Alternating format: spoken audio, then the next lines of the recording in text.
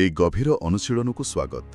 মানে আজির আলোচনাটি প্রকৃতরে মানবীয় মনস্তত্ত্বর গোটিয়ে বহুত রোমাঞ্চকর দিগ উপরে পর্যবেসিত। হ্যাঁ, আজির বিষয়টি খুব আকর্ষণীয়। আজির মূল বিষয়বস্তু হেউছি যে কিপরি সামনারে থিবা ব্যক্তিঙ্ক মনকু খুব কম সময় মধ্যরে অর্থাৎ মাত্র গোটিয়ে মিনিটরে পঢ়ি হব, যাহাকি শুଣିবাকু টিকে অবিশ্বাসনীয় লাগিপারে। বিলকুল এহা আচার্য চাণক্যঙ্ক কিছু গুপ্ত সূত্র এবং প্রাচীন কাহিনী উপরে আধারিত। আউ আমর লক্ষ্য হেউছি এহা বুঝিবা যে মন পঢ়িবা কোনসি জাদুবিদ্যা নুহে। একদম সৎকথা। এহা এক কলা, এক বিজ্ঞান আউ নিরন্তর অভ্যাস দ্বারা হাসল হইপারুথিবা এক দক্ষতা। তেণু টিকে কল্পনা করন্তু যদি আমি সতরে জানিপারন্তে যে আম সামনারে থিবা ব্যক্তি প্রকৃতরে কোণ ভাবুছন্তি, তেবে জীবনর অনেক নিষ্পত্তি কেতে সহজ হই জানতা নাহি কি? হ্যাঁ, প্রকৃতরে বহুত সহজ হই জানতা। ঠিক আছে, আসন্তু এহাকু টিকি নিখি বুঝিবা।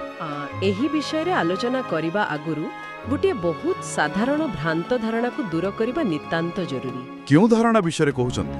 ମାନେ ଆମେ ସମସ୍ତେ ମନ ପଢ଼ିବାର କ୍ଷମତା ଚାହୁଁ, କିନ୍ତୁ ଆମେ ପ୍ରାୟତଃ ଭାବୁ ଯେ ଏହା ହୁଏତ କୌଣସି ଅଲୌକିକ ଶକ୍ତି ବା ଟେଲିପ୍ୟାଥି। ହଁ, ଲୋକେ ପ୍ରାୟ ସେମିତି ଭାବନ୍ତି। ମାତ୍ର ଆଜିର ଉତ୍ସ ସ୍ପଷ୍ଟ କରୁଛି ଯେ ଏହା ସମ୍ପୂର୍ଣ୍ଣ ରୂପେ ଏକ ବୈଜ୍ଞାନିକ ଏବଂ ମନୋବିଜ୍ଞାନର ପ୍ରକ୍ରିୟା।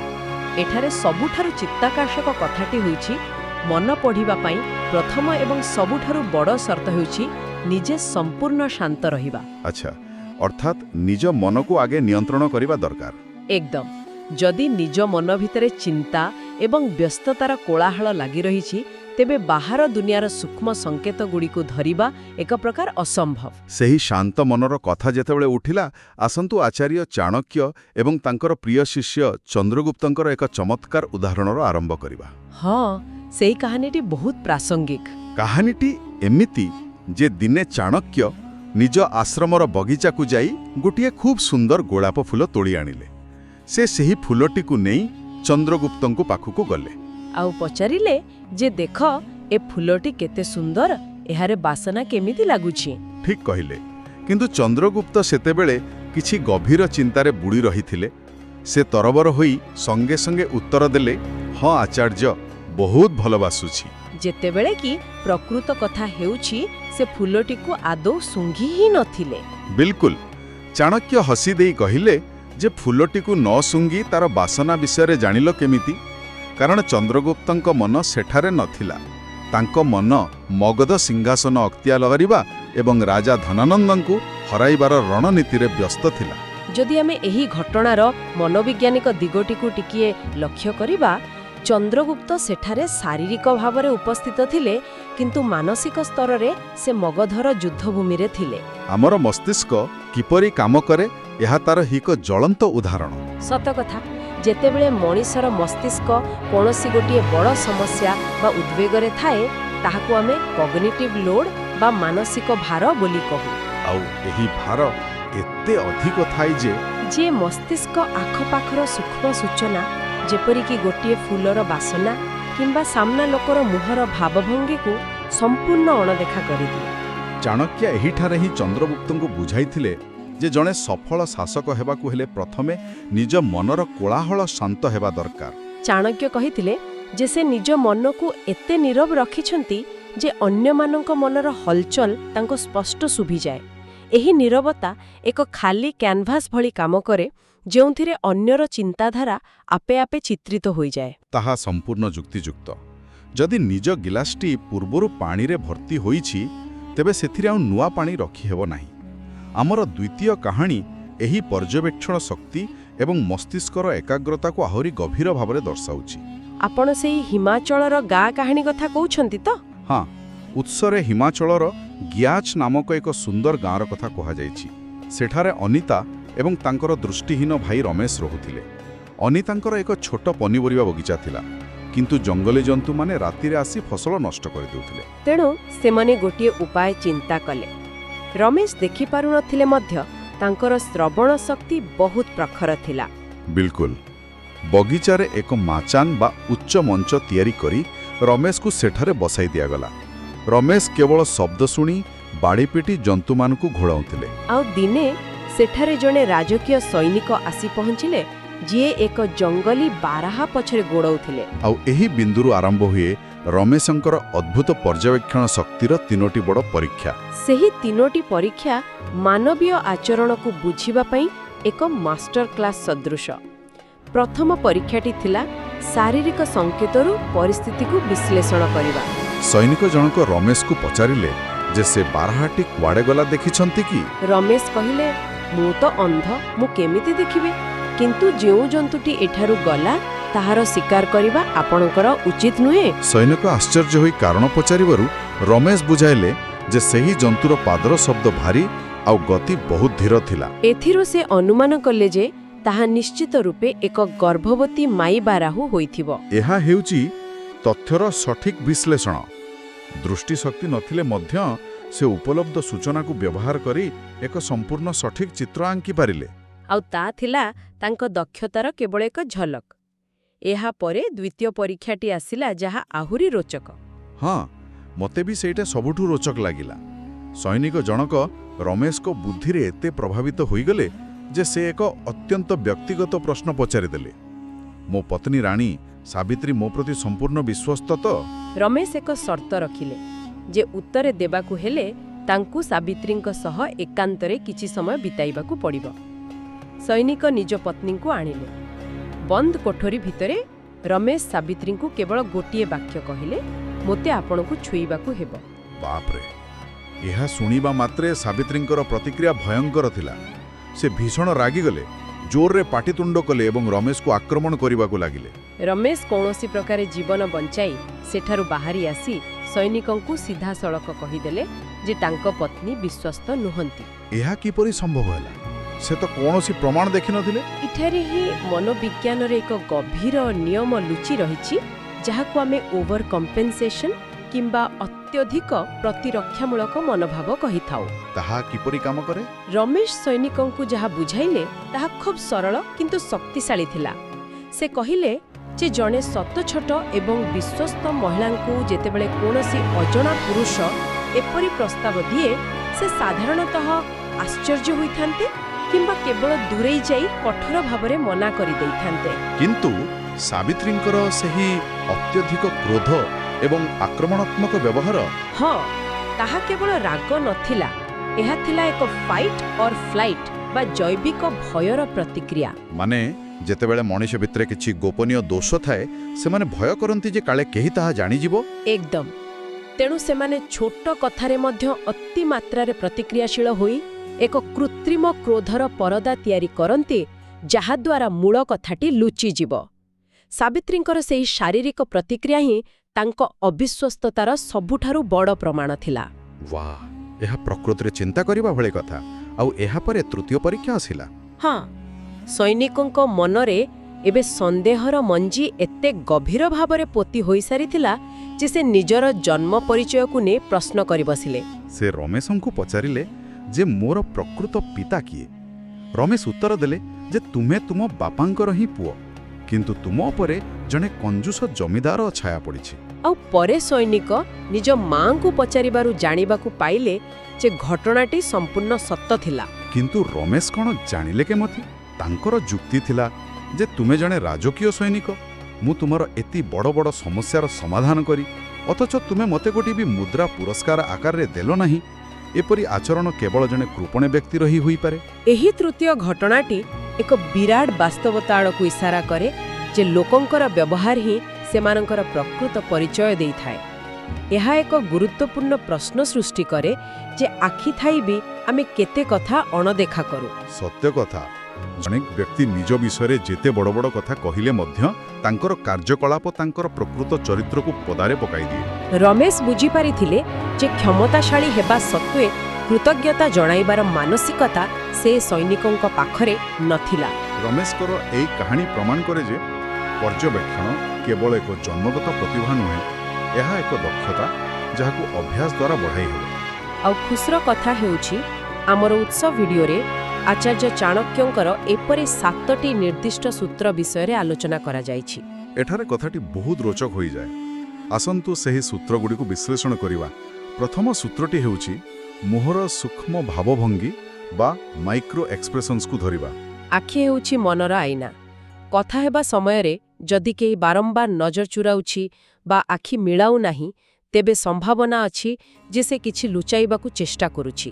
ସେହିପରି ସିଧା ଚାହିଁବା ଦୃଢ଼ ଆତ୍ମବିଶ୍ୱାସର ପ୍ରତୀକ। କାହାର ଭ୍ରୁଲତା ହାଲୁକା ଉଠିବା, ଓଠର ଗୋଟିଏ ପାଖ ଟିକେ ବଙ୍କା ହେଇଯିବା, ଏସବୁ ବହୁତ କିଛି କହିଦିଏ। ଆଉ ଏହି ମାଇକ୍ରୋ ଏକ୍ସପ୍ରେସନ୍ସ ଗୁଡ଼ିକର ବିଶେଷତ୍ୱ ହେଉଛି ଯେ ଏହା ମାତ୍ର କିଛି ସେକେଣ୍ଡର ଭଗ୍ନାଂଶ ପାଇଁ ମୁହଁରେ ଆସିଥାଏ। ମାନେ ଆଖି ପିଛୁଳାକେ ଉଭେଇଯାଏ। ବା ସ୍ୱତଃସ୍ଫୂର୍ତ୍ତ ପ୍ରତିକ୍ରିୟା। ମଣିଷ ନିଜର ମିଛକୁ ବାକ୍ୟ ମାଧ୍ୟମରେ ସଜାଇବା ପୂର୍ବରୁ ତାର ଅବଚେତନମାନ ଏହି ସୂକ୍ଷ୍ମ ଭାବଭଙ୍ଗୀ ମାଧ୍ୟମରେ ସତ୍ୟକୁ ପ୍ରକାଶ କରିଦିଏ। ଏହାକୁ ଧରିବା ପାଇଁ ବାଜପକ୍ଷୀ ଭଳି ତୀକ୍ଷ୍ଣ ନଜର ରଖିବା ନିତାନ୍ତ ଆବଶ୍ୟକ। ଆଉ ଏହା ସହିତ ଜଡ଼ିତ ହେଉଛି ଦ୍ୱିତୀୟ ସୂତ୍ର, ଧୈର୍ଯ୍ୟବାନ ଶ୍ରୋତା ହେବା ବା ଆକ୍ଟିଭ୍ ଲିସନିଂ। ସାଧାରଣତଃ ଯେତେବେଳେ ଦୁଇ ଜଣ କଥା ହୁଅନ୍ତି, ଜଣେ କହୁଥିବା ବେଳେ ଅନ୍ୟ ଜଣକ ତାଙ୍କ କଥାକୁ ବୁଝିବା ପରିବର୍ତ୍ତେ ନିଜେ କ'ଣ ଉତ୍ତର ଦେବେ ସେହି ଚିନ୍ତାରେ ଥାନ୍ତି। ହଁ, ଅଧିକାଂଶ ସମୟରେ ଏମିତି ହିଁ ହୁଏ। କିନ୍ତୁ ଯଦି କଥା କହୁଥିବା ଲୋକଟିକୁ ବିନା ବାଧାରେ ନିଜ କଥା ସମ୍ପୂର୍ଣ୍ଣ କରିବାକୁ ସୁଯୋଗ ଦିଆଯାଏ, ତେବେ ସେ ନିଜ ଅଜାଣତାରେ ଅନେକ ରହସ୍ୟ ଖୋଲିଦେବେ। ଶବ୍ଦ ଚୟନ, ସ୍ୱରରେ ଆସୁଥିବା କମ୍ପନ କିମ୍ବା ବାରମ୍ବାର ଗୋଟିଏ ନିର୍ଦ୍ଦିଷ୍ଟ ଶବ୍ଦର ପ୍ରୟୋଗ, ଏସବୁ ମଣିଷର ଅସୁରକ୍ଷିତ ମନୋଭାବ ବା ଉଦ୍ବେଗକୁ ସୂଚାଇଥାଏ। ଠିକ୍ କହିଲେ।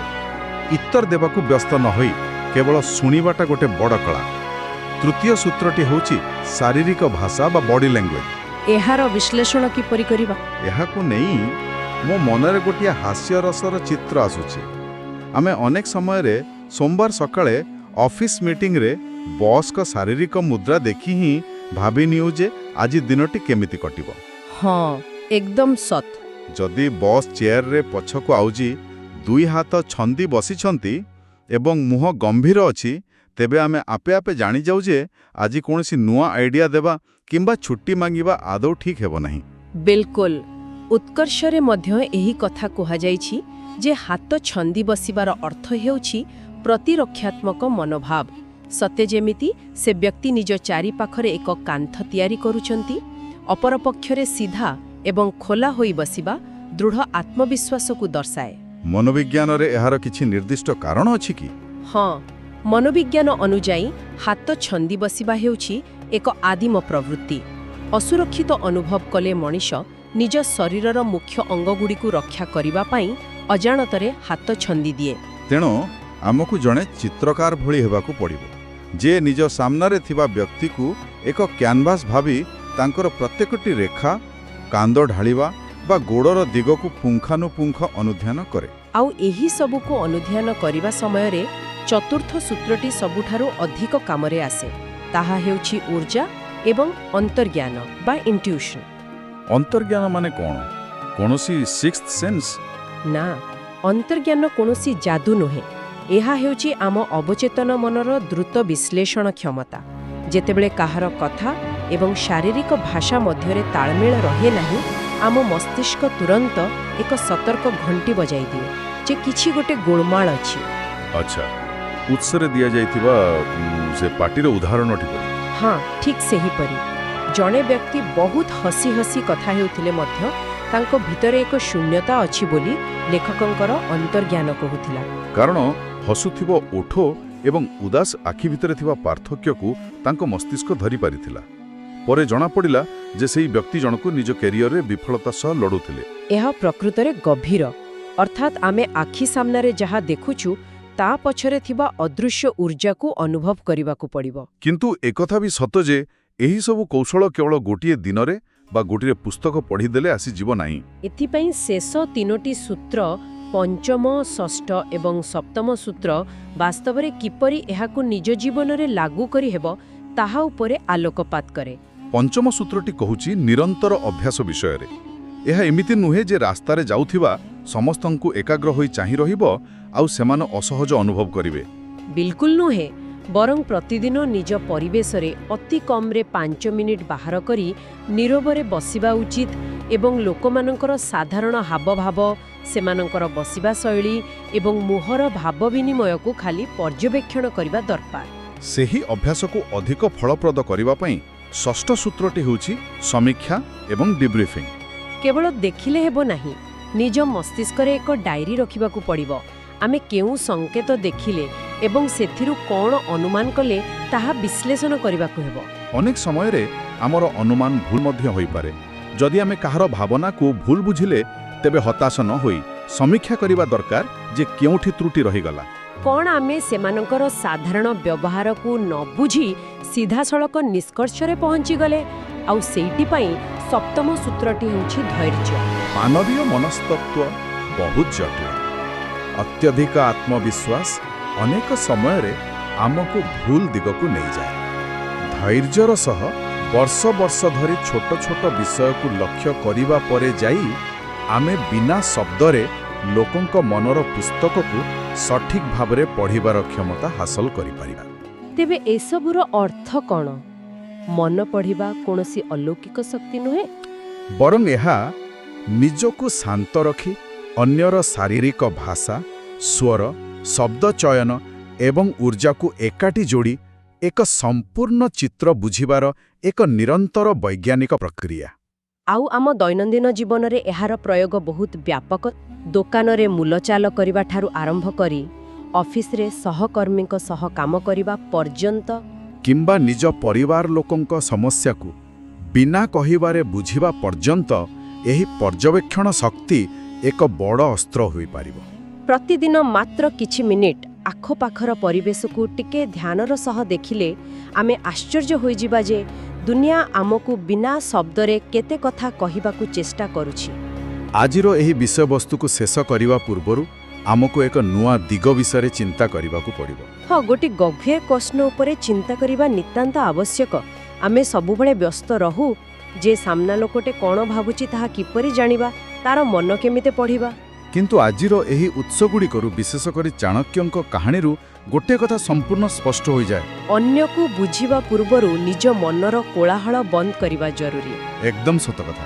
ଯଦି ଆମେ ନିଜ ଭିତରର ଅସ୍ଥିରତାକୁ ନିୟନ୍ତ୍ରଣ କରିପାରିବା ନାହିଁ, ନିଜର ଚିନ୍ତା ଏବଂ ଆବେଗକୁ ସ୍ଥିର ରଖିପାରିବା ନାହିଁ, ତେବେ ଅନ୍ୟର ମନ ବୁଝିବା କ'ଣ କେବଳ ଏକ ମିଥ୍ୟା ଆଶା ହୋଇ ରହିଯିବ ନାହିଁ କି? ନିଶ୍ଚୟ ରହିଯିବ। ପ୍ରଥମେ ନିଜ ମନର ଆଇନାକୁ ସଫା କରିବାକୁ ପଡ଼ିବ, ତାପରେ ଯାଇ ସେଥିରେ ଅନ୍ୟମାନଙ୍କର ପ୍ରତିଛବି ସ୍ପଷ୍ଟ ଭାବରେ ଦେଖାଯିବ। ନିଜ ମନକୁ ଟିକେ ପଢ଼ିବାକୁ ଚେଷ୍ଟା କରନ୍ତୁ, ବୋଧହୁଏ ଅନ୍ୟମାନଙ୍କର ମନର ଦ୍ୱାର ଆପେ ଆପେ ଖୋଲିଯିବ। ପ୍ରକୃତରେ ଏହା ଏକ ବହୁତ ଗଭୀର ଏବଂ ଚିନ୍ତାଜନକ ଦିଗ। ନିଜକୁ ବୁଝିବା ହିଁ ଅନ୍ୟକୁ ବୁଝିବାର ପ୍ରଥମ ପାହାଚ। ଆଶା କରୁଛି ଆଜିର ଏହି ଆଲୋଚନା ଆମ ସମସ୍ତଙ୍କୁ ମଣିଷର ମନୋବିଜ୍ଞାନକୁ ଏକ ନୂଆ ଦୃଷ୍ଟିକୋଣରେ ଦେଖିବାକୁ ଏବଂ ନିଜର ପର୍ଯ୍ୟବେକ୍ଷଣ ଶକ୍ତି ବଢ଼ାଇବାକୁ ଖୋରାକ ଯୋଡ଼ାଇବ। ଆଜି ପାଇଁ ଏତିକି। ଆମ ସହ ଯୋଡ଼ି ହୋଇ ରହିଥିବାରୁ ଅନେକ ଅନେକ ଧନ୍ୟବାଦ। ଆଗାମୀ ଦିନରେ ଏମିତି ଆଉ ଏକ ନୂଆ ଏବଂ ରୋଚକ ବିଷୟବସ୍ତୁର ଗଭୀର ଅନୁଶୀଳନା ସହ ପୁଣି ଭେଟ ହେବ।